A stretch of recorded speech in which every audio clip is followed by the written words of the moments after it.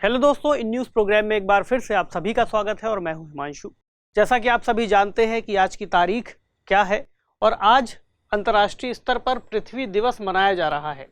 तो आज चूंकि पृथ्वी दिवस मना रहे हैं, इस संबंध में एक बात और भी जाननी बहुत ही ज़्यादा महत्वपूर्ण हो जाती है कि आखिरकार इस दिवस को मनाने का मकसद क्या है और ऐसी क्यों आवश्यकता पड़ी कि हम पृथ्वी दिवस मनाना हमने शुरू कर दिया।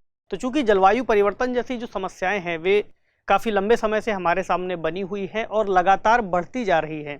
ऐसे में इन समस्याओं का समाधान हम कैसे कर सकेंगे, साथ ही जो हमारा ग्रह है, एकमात्र ग्रह अभी हमारे पास मौजूद है पृथ्वी, तो कैसे हम उसको अपने रहने योग्य वातावरण और उसकी जलवायु को अपने रहने योग्य बना करके रख सकेंगे। हालांकि जलवायु परिवर्तन एक प्राकृतिक घटना है, लेकिन उसको इतनी तेजी से कर देना कि आने वाले बहुत ही कम समय के भीतर ही पृथ्वी का तापमान इस स्तर तक बढ़ जाए कि उसमें मानव और अन्य प्रजातियों का अस्तित्व रह पाना संभव ना हो।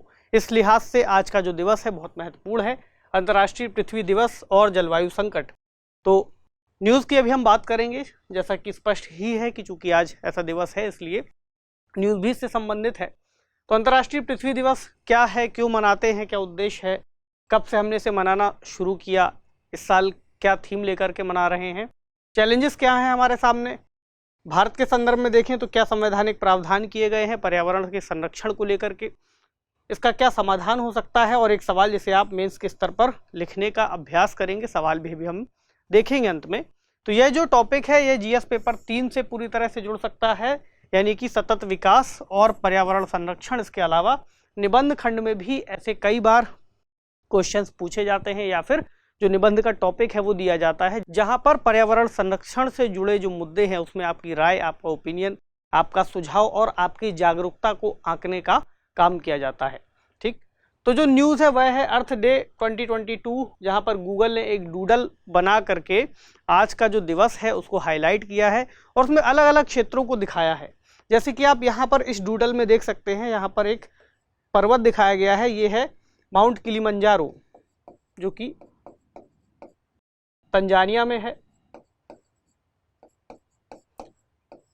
तो यहाँ पर 1986 की और 2020 की जो छवियां हैं उनकी तुलना की गई है। इसमें दिखाया गया है कि इसके शीर्ष पर यहाँ पर जितनी बर्फ मौजूद थी वो कितनी ज़्यादा यहाँ पर पिघल गई है या फिर काफ़ी तेज़ी से पिघलती जा रही है। इस तरह उन्होंने अलग अलग क्षेत्रों को दिखाया है इसके अंतर्गत, अलग अलग समय पर अलग अलग डूडल दिखा करके, जिससे हम इस बात को समझ सकें कि जलवायु परिवर्तन कितना तेज होता जा रहा है और उसका प्रभाव आने वाले समय में कितना ज़्यादा विनाशकारी साबित हो सकता है। इसके अलावा आज यूनाइटेड नेशंस के अंतर्गत भी इंटरनेशनल मदर अर्थ डे मनाया जाता है 22 अप्रैल यानी आज की ही तारीख पर।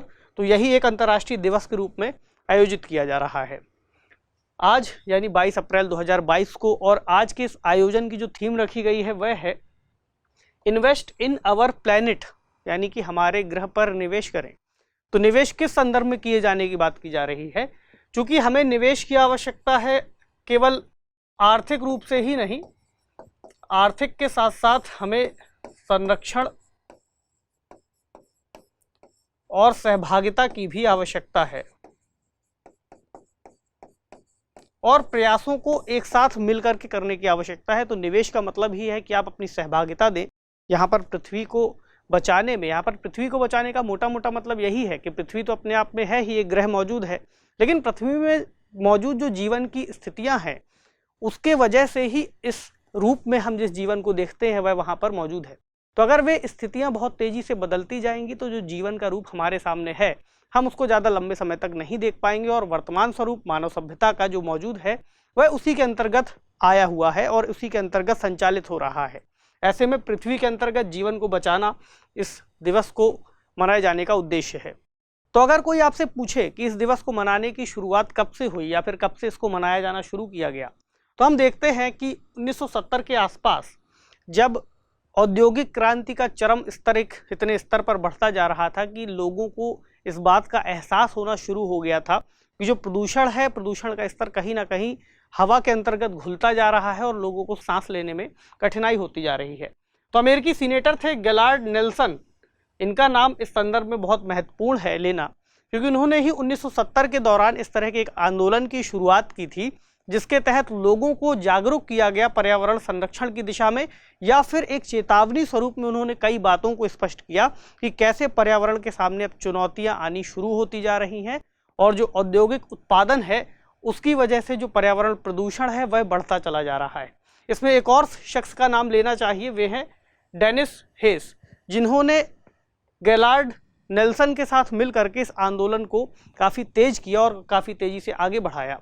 आगे चलकर 1990 के दशक तक आते आते पृथ्वी दिवस एक वैश्विक आंदोलन के रूप में नज़र आता है, जब एक बार फिर से डेनिस हेस इसमें शामिल होते हैं और इसको जो है पूरे विश्व के अंतर्गत लगभग 141 देशों तक फैलाते हैं, जिसमें से कि 200 मिलियन लोगों की भागीदारी देखी जाती है अलग अलग देशों के स्तर पर।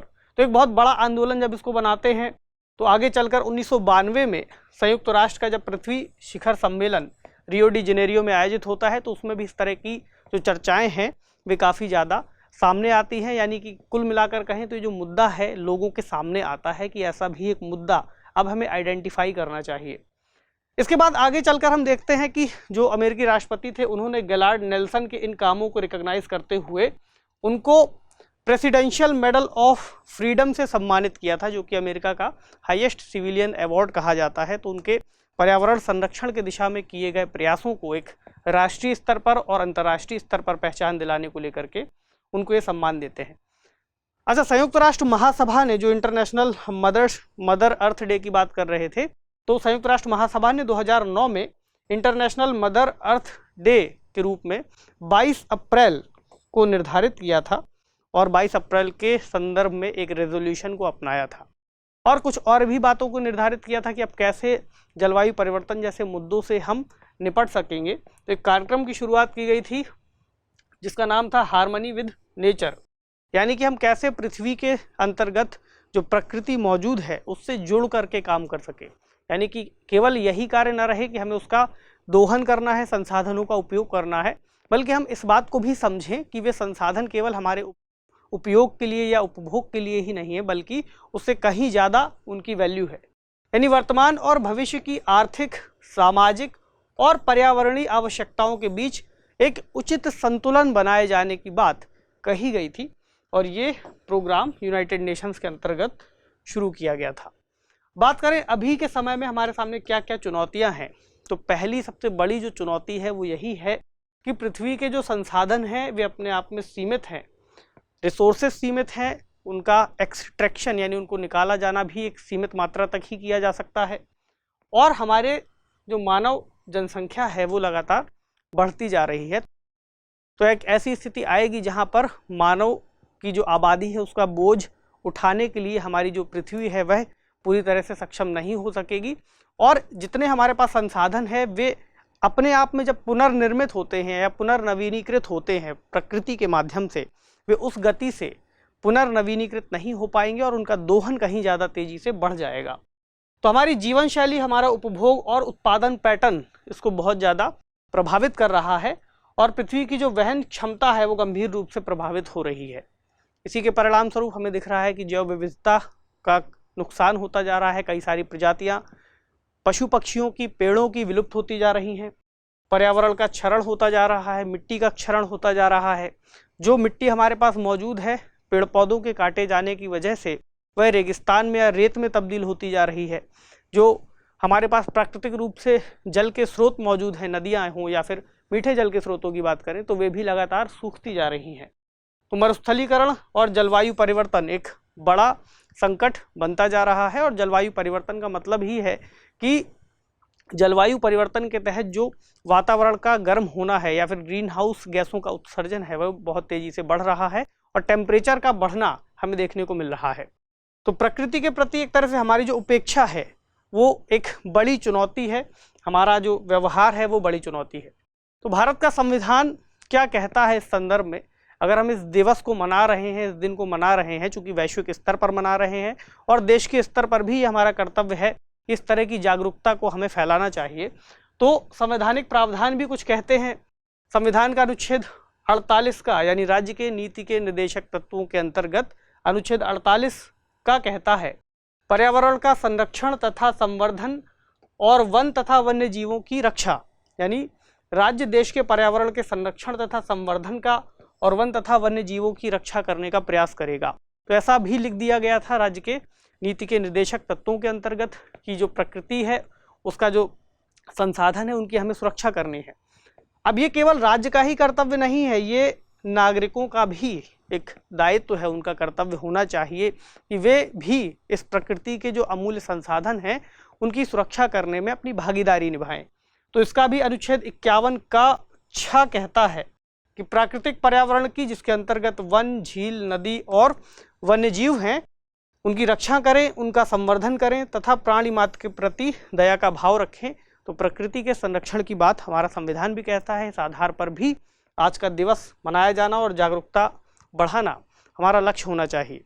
समाधान के तहत चूंकि निबंध के स्तर पर भी हम टॉपिक को जोड़ करके देख रहे हैं और एक रिवीजन के पॉइंट ऑफ व्यू से कुछ कोटेशंस देखते हैं। जैसे महात्मा गांधी ने इस संदर्भ में एक बात कही थी, आप सब लोग जानते भी हैं, कि प्रकृति सभी मनुष्यों की जरूरत पूरी करने के लिए पर्याप्त संसाधन प्रदान करती है, लेकिन किसी भी एक व्यक्ति के लालच को पूरा करने के लिए नहीं कर पाती। मतलब कि हमारे पास जो संसाधन मौजूद हैं, अगर हम उनको सतत रूप से, संधारणीय रूप से उनका उपयोग करें, यानी इतना ही उपयोग करें जितनी हमारी आवश्यकता है, तो हमारी आने वाली पीढ़ियों के लिए भी वे संसाधन बचे रहेंगे। लेकिन अगर किसी व्यक्ति का लालच है तो लालच को कभी भी पूरा नहीं किया जा सकता। एक ही व्यक्ति इतने बड़े स्तर पर संसाधनों को एकत्रित करता चला जाएगा जिसमें कई सारी पीढ़ियां हमारी आने वाले समय में उसका उपयोग कर सकती थी। तो ये महात्मा गांधी का कोट आज के समय में बहुत ज़्यादा प्रासंगिक होता है। इसके अलावा एक अमेरिका की कहावत भी है कि हमें यह ग्रह हमारे पूर्वजों से उत्तराधिकार में नहीं मिला, ये हमें अपने बच्चों से उधार में मिला है। यानी ये हमें उत्तराधिकार में नहीं है, विरासत नहीं है हमारी, बल्कि उधार है हमारे आने वाली पीढ़ियों का, जिसे हमें बचा करके रखना है। और इसी अवधारणा पर आगे चल करके हमें सतत विकास लक्ष्यों की अवधारणा भी दिखाई देती है। कुछ समाधानों की बात कर लें, जैसे कि सबसे महत्वपूर्ण होगा ग्रीन हाउस गैसों के उत्सर्जन में कमी करना। कई सारे जो बैठकें होती हैं अंतर्राष्ट्रीय स्तर पर, चाहे वह पेरिस जलवायु समझौता हो या फिर COP 26 की बैठक रही हो, उसमें भी इन्हीं मुद्दों को पूरी तरह से एड्रेस किया गया है। सतत ऊर्जा या फिर रीन्यूएबल एनर्जी सोर्सेज की तरफ हमें बढ़ना चाहिए, ताकि हम जो जलवायु परिवर्तन हो रहा है उसकी गति को कुछ धीमा कर सकें और जो लक्ष्य निर्धारित किए गए हैं उनको प्राप्त करने में आगे बढ़ सकें। जनसंख्या नीति की दिशा में भी विचार किया जाना महत्वपूर्ण होगा, न केवल देश के स्तर पर बल्कि वैश्विक स्तर पर। इसके अलावा जनसंख्या के द्वारा जो उपयोग की जाने वाली चीज़ें हैं उनको भी सतत रूप से इस्तेमाल करना आवश्यक होगा। इसके अलावा नागरिक और कॉरपोरेट की जिम्मेदारी दोनों ही महत्वपूर्ण है। कॉरपोरेट में अगर हम कुछ एग्जाम्पल्स को लिखना चाहें तो उसमें कुछ एग्जाम्पल्स ले सकते हैं। जैसे विप्रो पहली ऐसी कंपनी बनी है जिसने विज्ञान आधारित लक्ष्य निर्धारित किए हैं कि हम जो उत्सर्जन है उनको आने वाले समय में कम करेंगे। इसी तरह महिंद्रा एंड महिंद्रा लिमिटेड ने भी, और उसकी कुछ सहायक जो कंपनियां हैं, उन्होंने भी मिलकर के ऐसी ही बात और ऐसे ही कुछ लक्ष्यों को निर्धारित किया है। तो ये कॉरपोरेट रिस्पॉन्सिबिलिटी तो है ही कि जो उनके द्वारा किया जाने वाला उत्सर्जन है वे उसको कम करें। इसके अलावा गोदरेज की एक वाटरशेड प्रोजेक्ट है, जो सूखा प्रवण वाले जो राज्य हैं उनके अंतर्गत, जैसे मध्य प्रदेश के कुछ क्षेत्र हैं, उत्तर प्रदेश के क्षेत्र हैं, राजस्थान के हैं, तो वहाँ पर वाटरशेड प्रोजेक्ट को इन्होंने शुरू किया है, जिसके जरिए जो पानी है, पानी की उपलब्धता है, उसको हम संरक्षित कर सकें। तो ऐसे कुछ प्रयासों को लिखना बहुत ज़रूरी होगा, ताकि कुछ नए प्रयासों को हम लिखें ताकि उत्तर और अच्छा बन सके। इसके अलावा कुछ और प्रोजेक्ट जो नागरिक समाज के द्वारा चलाए जा रहे हैं, जैसे एक प्रोजेक्ट है, एक अभियान कहें, सेव सॉइल, यानी मिट्टी बचाओ अभियान। इसी तरह एक कुछ दिन पहले एक अभियान चला था कावेरी कॉलिंग, जिसमें नदियों को सूखने से बचाने के लिए एक बड़े स्तर पर पेड़ों को लगाने की बात की गई थी। तो कई सारे ऐसे नागरिक संगठन हैं, ऐसे लोग हैं जो इस तरह के अभियानों को बढ़ावा दे रहे हैं और जागरूकता फैला करके लोगों को इससे जोड़ रहे हैं।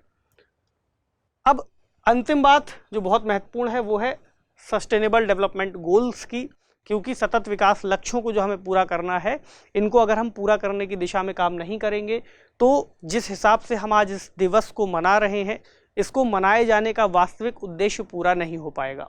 सतत विकास लक्ष्यों में सबसे महत्वपूर्ण sustainable cities and communities, responsible consumption and production, यानी सतत उपयोग या उपभोग और उत्पादन, क्लाइमेट एक्शन यानी 13, 14वां क्या कहता है, लाइफ बिलो वाटर, यानी कि समुद्र के अंतर्गत जो भी या फिर जल के अंतर्गत जीवन मौजूद है वहाँ पर सबसे ज़्यादा समस्या है जो समुद्री कचरा है, यानी कि कचरे की समस्या बहुत ज़्यादा है। तो जो भी वन्य जीव हैं वे लगातार इससे प्रभावित हो रहे हैं और लगातार विलुप्त होते जा रहे हैं, कई सारी प्रजातियां वहां पर नष्ट होती जा रही हैं। तो लाइफ बिलो वाटर भी बहुत महत्वपूर्ण हो जाता है। इसके अलावा लाइफ ऑन लैंड और हम सभी को partnership for the goals, goal number 17 बहुत महत्वपूर्ण है। तो सतत विकास लक्ष्यों की बात किए बिना भी ये टॉपिक आज का पूरा नहीं हो सकेगा। खासकर जलवायु परिवर्तन या फिर इससे संबंधित कोई भी पर्यावरण से रिलेटेड कोई मुद्दा होता है वहाँ पर उसका एक उपाय जो है, बेहतरीन उपाय सतत विकास लक्ष्य ही है। 2030 तक हमारा ऐसा टारगेट है कि हम इन्हें पूरा करेंगे। तो आज का सवाल देखते हैं, सवाल क्या है। सवाल दरअसल 2017 के निबंध के पेपर का एक टॉपिक है जिसको आप 600 शब्दों में लिखने का अभ्यास करेंगे। इसको एक बार देख लेते हैं। सवाल क्या है, हम मानवीय नियमों का तो साहसपूर्वक सामना कर सकते हैं परंतु प्राकृतिक नियमों का प्रतिरोध नहीं कर सकते। यानी कि हम मानवीय नियमों का तो साहसपूर्वक सामना कर लेते हैं, कोई भी कानून है, कोई भी बात है, उसमें हम कह सकते हैं, लेकिन प्राकृतिक नियमों का मतलब ही हुआ कि प्रकृति का जो नियम है, पुनर्भरण का चक्र है, अगर हम उसके विरोध में जाएंगे तो उसके नकारात्मक प्रभाव हमारे सामने आएंगे। और मनुष्य चूंकि प्रकृति का ही एक हिस्सा है, इसलिए कभी भी उससे जीत पाने जैसी बात मनुष्य के सामने नहीं आ सकेगी। तो चूंकि निबंध का टॉपिक है, इसमें आपको अपने हिसाब से बहुत सारी चीज़ों को सोचना होता है और सोच करके लिखना होता है। और आज के टॉपिक में हमने जिन जिन बातों को डिस्कशन में शामिल किया है उनको भी आपको पॉइंट आउट करके इस निबंध के टॉपिक को फ्रेम करना है। हालांकि 600 शब्दों में ही इसको आप लिख सकते हैं, तो इसको लिखने का अभ्यास कीजिए। आपसे मिलेंगे अगले सेशन में किसी अन्य महत्वपूर्ण विषय के साथ। तब तक पढ़ते रहिए, ख्याल रखिए, शुक्रिया।